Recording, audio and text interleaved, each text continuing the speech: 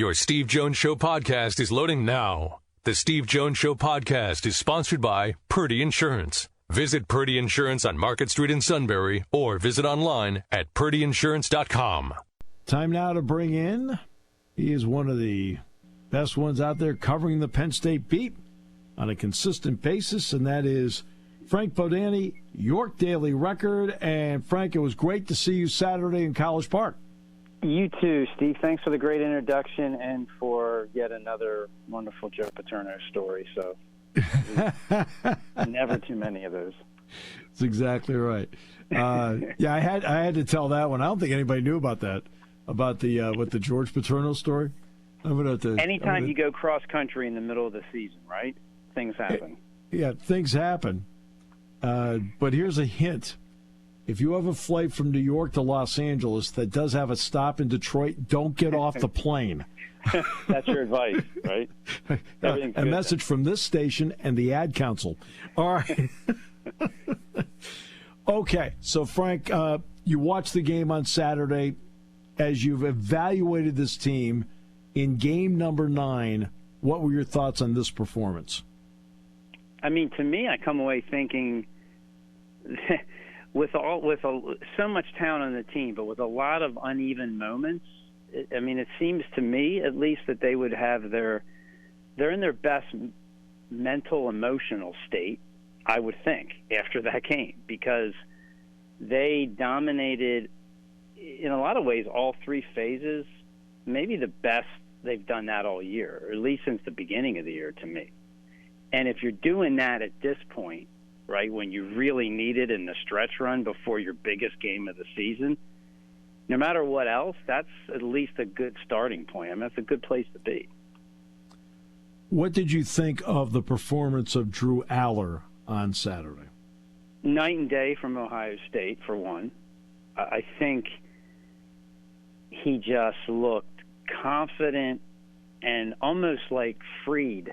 I don't know if that's even the right word, but he didn't look like there was any weight on his shoulders. Where, I don't know, at times it did before. Like maybe not trying to make a mistake, not trying to do everything absolutely perfect, and he just played.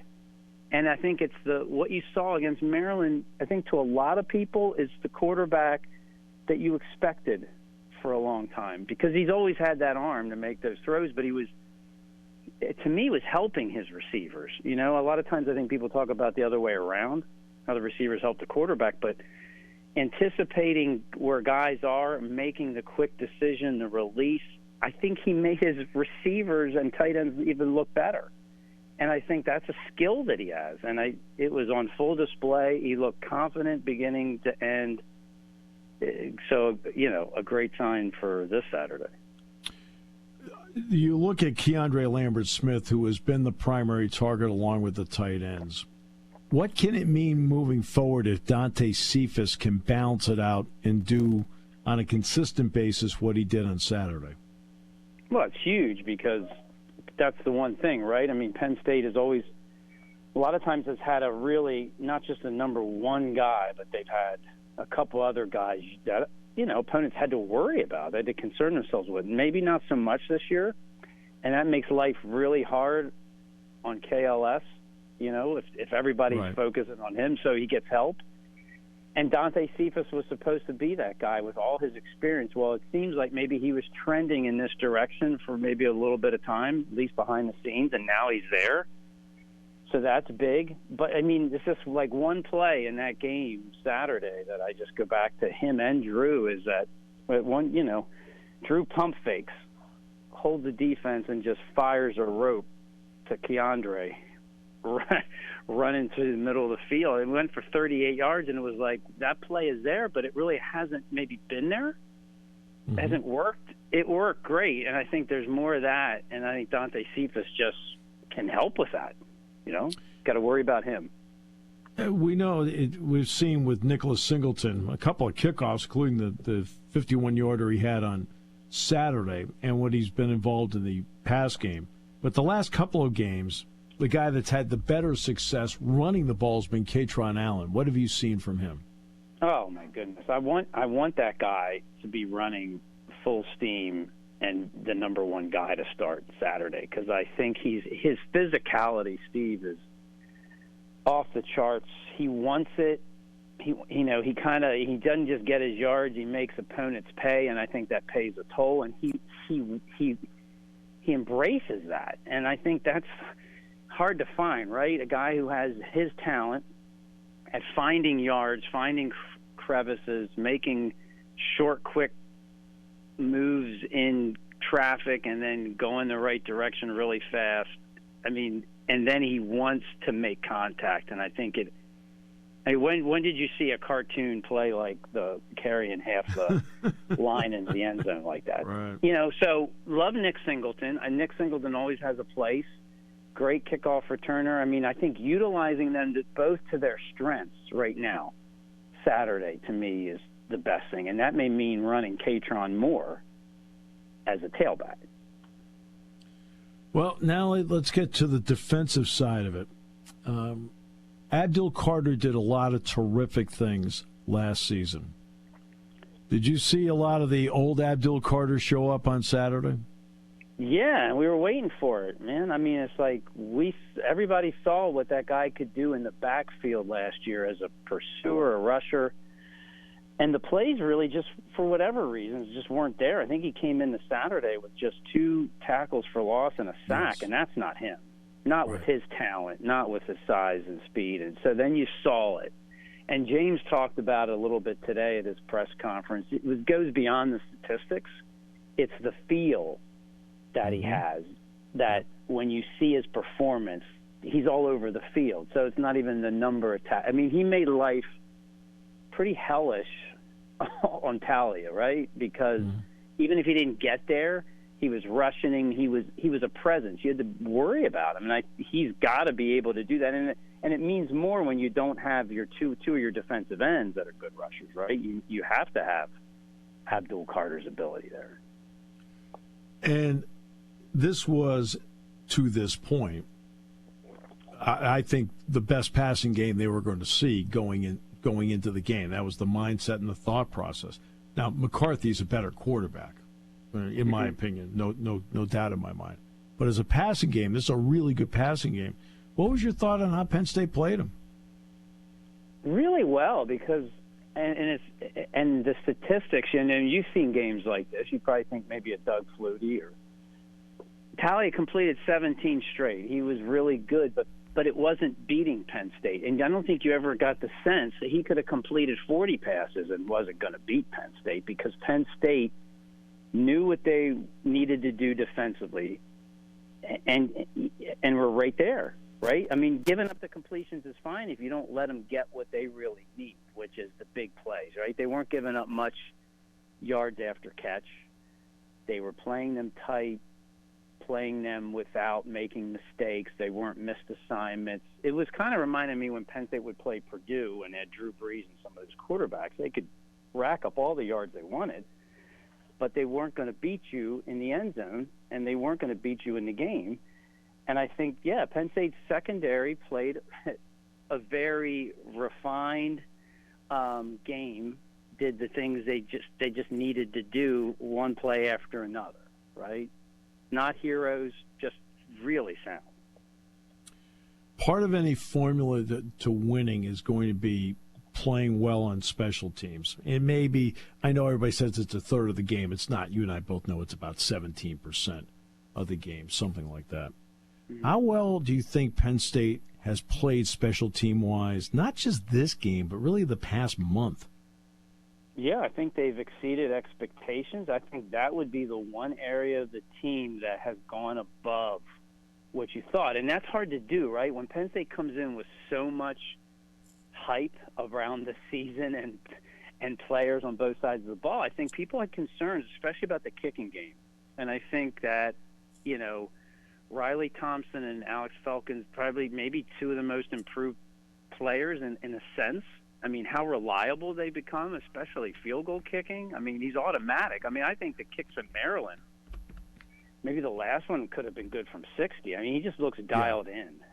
And I think that's huge. And they've been good on coverage teams for a long time, and that's continued. And Daquan Hardy, You can get to see it much of Maryland, but you could argue he's the most explosive player. He get votes for most explosive player in the team at the moment. Yeah. And who knows what Michigan's going to do punting the ball, but that's a weapon back there. All right, so I said earlier that one thing that's interesting about Michigan, to me, is that I haven't really watched them play that often this season because they haven't had a game I was interested in watching. Now, I'm going to watch them, obviously, this week to get ready for the game. It's not like I don't know anything about them. But they haven't played what you call interesting games, like going into the week, the matchups like, hey, you know what? I need to watch that. That should be terrific. Notre Dame, Ohio State, Ohio State, Maryland. I mean, like, interesting matchup. To me, they haven't had anyone. Have you even watched them this year? No, not one bit. And part of it's our job, right? Because we're tied up a lot of Saturdays with Penn State. But sure.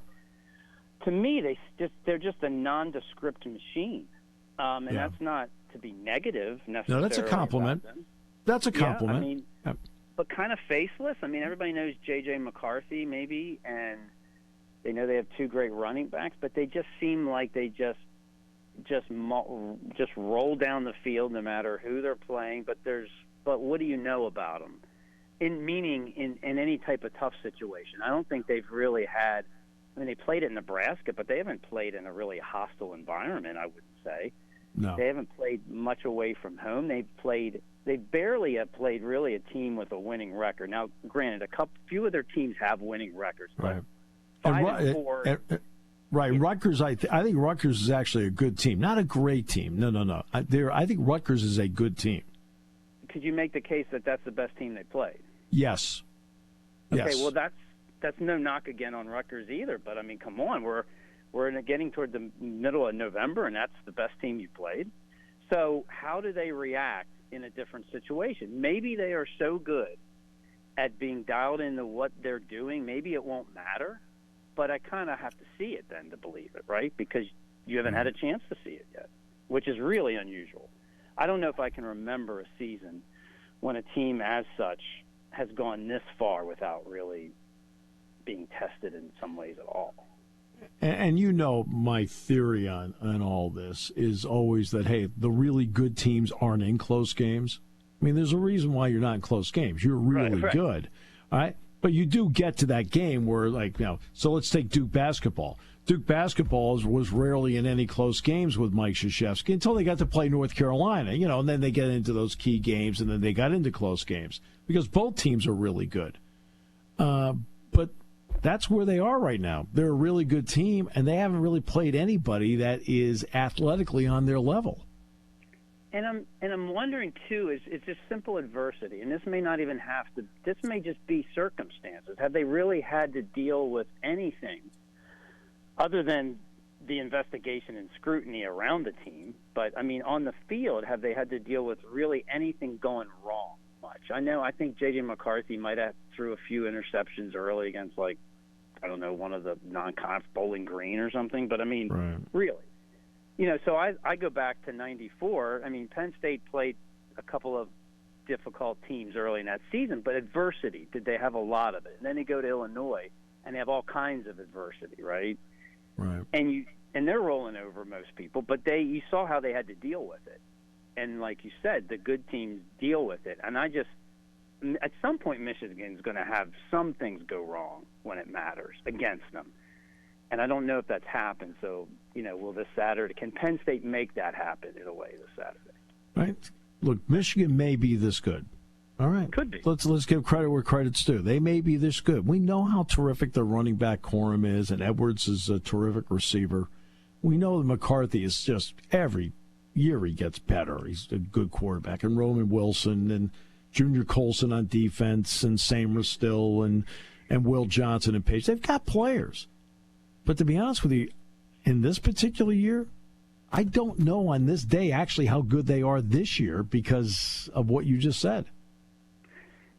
Yeah, and I think their running game should be every bit as good. It hasn't been as dominating maybe statistically, and they weren't even really great running the ball last week. against Rutgers. Purdue.